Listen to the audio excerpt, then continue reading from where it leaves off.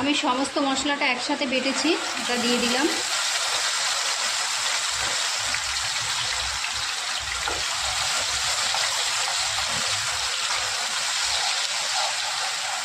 এই সময় আঁচটা একটু কম দিতে হবে, নইলে মশলাটা হয়।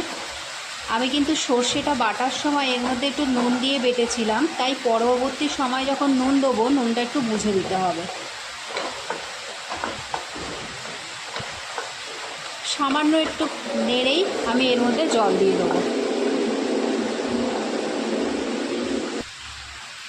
এর মধ্যে হলুদ দিয়ে দিলাম। সর্ষে বাটার সময় আমি আগে থেকে নুন দিয়ে বেটেছিলাম, তাই নুনটা এখন একটু কম দিলাম।